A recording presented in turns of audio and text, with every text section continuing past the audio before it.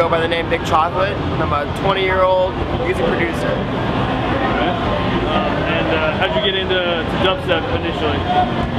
I got into dubstep because I started remixing metal bands, and I started doing more glitched up metal, electronic, experimental music, and I looked at dubstep for like an influence. I wanted to start making it so I could bring that sound into to my metal remixes, and then I just started getting more into drum and bass, dubstep, and eventually I just started producing this full on. Nice. How long have you been producing dubstep? 1 year. 1 year. Nice. Wow. I started last July. Okay, so you've definitely come a long way. Yeah, it's been very wild. It's been very weird. Very weird. Just stuff happening fast. Yeah. So what kind of setup do you use, like in studio? Like what kind of equipment? Studio, I run Logic Pro. I run a laptop, 2 monitors. I know when I get home I'm going to invest in some analog equipment. As far as everything I've done to date, I've used Logic Pro, 2 monitors, my laptop, a little 1/4 inch out to my monitors, a mouse. That's pretty key because I don't like using that trackpad. But I've been doing that a lot on the bus, clipping up samples and stuff. The trackpad's not fun, so I use a mouse. What else? As far as plugins go, I use Albino 3 a lot. I use Albino 3 for a lot of my bass, almost all my bass, and quite a bit of synths. Lately I've been getting really into Razor, which is that different instruments new little thing they have for a reactor. It's badass. And I use an audio plugin called Onside a lot, which is it's a 4-band distortion unit that you can use to do whatever you want. I put it on my bass. I use a lot of vocals, and I put it all the time on drum loops. And as far as drum loops go, I make a lot of them in Tune Track Products, which is this company that makes drum samples and stuff, and it's awesome. It sounds so real, and when you sample from your own drum loops, I feel like you have total control and total creativity control, and it's you know, that's my way of sampling, is sampling from my own drum loops that I've made before. So that's pretty much my studio setup. Those are my what did I say, 3 things? Yeah, like 3 main weapons on the side. Tune Track Products and Albino 3 are my 3 to-goes. So what about live? Live, on this tour I've been running Ableton. I used to use Serato all the time.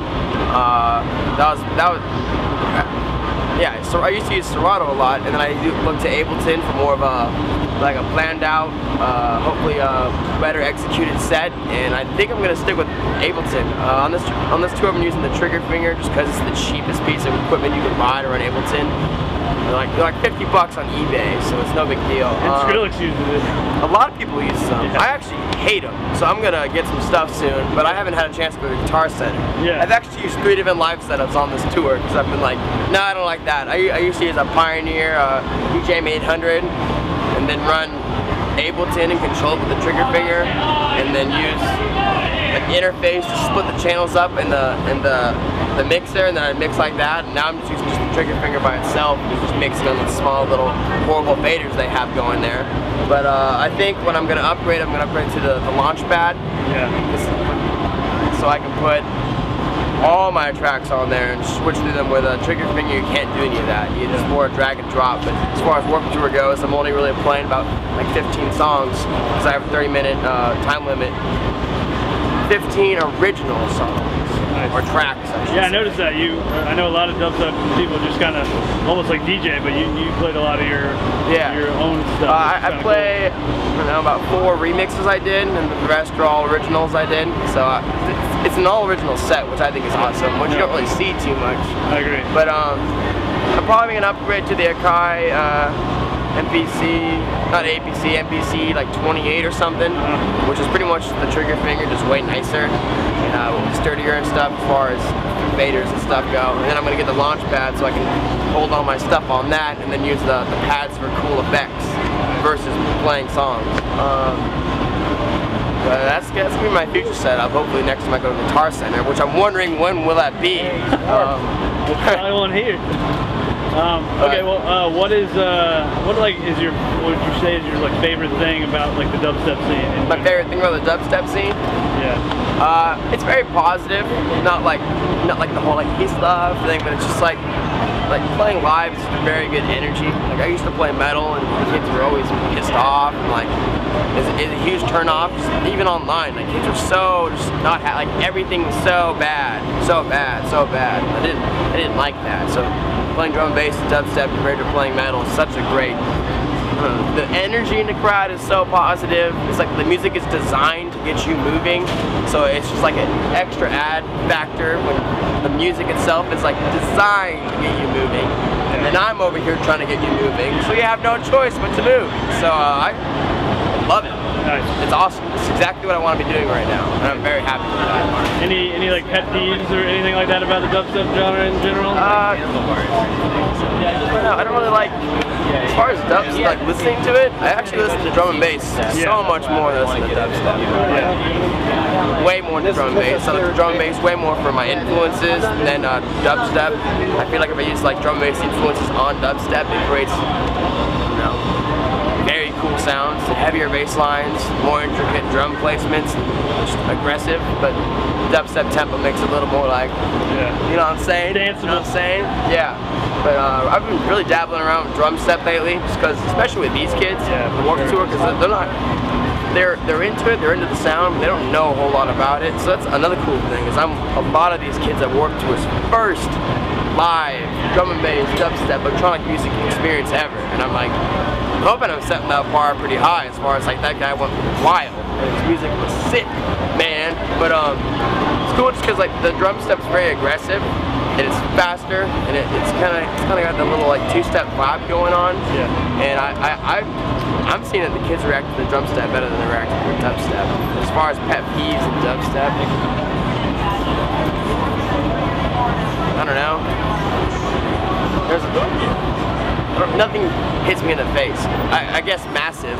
I don't really like Massive. Okay. That's a plugin everyone uses constantly. That was one you didn't mention. So I you know, when I made an EP that I released in March, and I used some Massive on that, and I don't know. I really hate when it's hard to sound, to me, to sound original and Massive. That's my biggest pet peeve, is you can always tell when someone's using it, which bugs me. Well, not bugs me, but the way I make my bass now is it's on vinyl 3, and I have about like 2 or 3 layers of it, just doing weird stuff. So it's like 2 or 3 layers makes one noise, and then I sample from it and resample it in, and then do more editing to it. So I feel like if my bass is hard for me to recreate, it's gonna be impossible for someone else to recreate. So, and Massive is very easy just to get stuff going, which is awesome for like figuring ideas and stuff, but I guess typical Massive sounds. Not my pet peeve. Now, what do you think about this new moombahton genre? I love it. Down with it?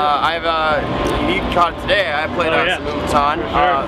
I feel like it's really gonna. I don't know if it's gonna blow up as fast and as big as dubstep did, but I definitely feel it's gonna be like bigger than drum and bass in America. In America, but it has this like natural groove to it that I'm really feeling. Right now it's like the stuff that's coming out is very, it sounds like Dutch house, but really slow. I think that's how it actually started. I've been trying to make it very heavy though, because I feel like it needs to be heavy. My style is very heavy, so I want to make it heavy. But yeah, I'm totally into it, totally all about it. It's especially open to the 808 drum kit, which is my favorite drum kit. So whenever I start moombahton tracks, I just play with the 808 kit and snare rolls galore. It's very snare dominant, which is awesome because I love those like offbeat kind of snare patterns, which makes me stoked. So yeah, I'm in full support of the moombahton right now. I don't see like when I found out about it, I was like, oh my god, this is gonna be huge, and then like everyone started talking about it, but I haven't seen it blow up. It's just kind of everyone was talking about it for a second, and then like right now it's kind of halted. But maybe that's because I have no internet, so I don't really know what's going on in the world right now. Cool. Yeah, that's pretty much gonna do it. I guess in closing, do you have any new stuff coming down the line that you kind of want to? I made an EP before I went on this tour, but I never got the chance to release it. And like after listening to it and just like kind of working on new ideas, I'm pretty much over it. So I don't really know if I'm gonna release it. I'm gonna take that professional like next level artist step and just like consider that EP, you're not gonna do it. So I might leak some songs, or like I'm selling a sampler at work tour that has 3 of the songs on it. But as far, I might release a single from it, but I'm not gonna make a big deal about it because I would really like to focus on some new stuff when I get home. I'm gonna go home and update my studio. I want to get one of those Virus snow tabletops and just sample from that galore, because I know that's the cool thing to do. I've been very interested in what you can do with that. So those sounds alone are awesome, but if you sample those, and resample them, and resample them, and just resample them, I'm sure you can get like some crazy noises with that. The fact that everyone doesn't own a Virus makes me stoked, because it has that kind of sound to it where it's hard to replicate, because you need this, and this costs this much. You know, I feel like when I get home from that, I'm just gonna, whatever money I profited from this tour, I'm just gonna buy new stuff to make my new next step up. I also want one of those little fatty Moog analog things. Mainly because I'd like to. I don't even use a MIDI controller at home, so I would really like to like actually sit down and actually focus more melodies. So that'd be an awesome thing just to play it, and then it has that good old-fashioned MIDI in, audio out, so I can write the play around. You know what I mean? Get a cool idea going, quantize it in Logic, and then send it to the Moog, and then use the analog from the Moog to actually get the audio. And I think that's going to be a big thing for me. So I don't know. It doesn't really take me that long to finish tracks up. Like if the flow is right, it takes me about a day to do a track. If the flow is right, and if the flow is really right, it takes you about a day. I feel strong about that track because I just sat down and busted that track out. But I feel with this new techniques I'm going to get going into with like analog gear and stuff, it's going to take me a little bit longer to finish tracks. But I should. With that being said, it took longer, meaning more thought into it. Not that idea sucks. That idea sucks. It's taking forever. All these ideas suck. But like, no, I took more time and effort into making that sound very original, very hard to make. Not that you're gonna care about it, but I care about it. And I feel like with that pride and that sample that I created of this silly arrangement of rerouting things, that you will enjoy it. So that's what's up. Actually, guys, I hit Canada at the end of August after this tour is done, and I'm playing with Feed Me. It's in LA, I think. After I play Warped Tour San Diego, and then I go up to Santa Ana and play the Feed Me. I'm kind of stoked because I'm fairly new to this genre. I haven't really been in the scene very long, so Warped Tour is my first real like coming out process, and it's cool to like start playing these bigger names like Feed Me. Like, but I'm a pretty big Feed Me fan. While we're on the topic, he's amazing. Yeah, he's badass. And Spore, which is his first name he went by, is some of my biggest influences ever. The noises that guy makes, I will never know how he does it. And I'm guessing he does a lot of that resampling stuff. I'm hoping he does. I don't really know.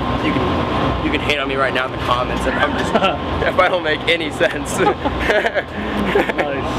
Well, cool, man. Yeah, I guess that's probably gonna do it. So, badass. Thanks a lot, dude, for sitting down. Oh, thank you. I've been looking forward to this interview for a while. Yeah, man, for sure. If you guys are watching this, make sure to catch Big Chocolate on Warped Tour for the rest of the summer.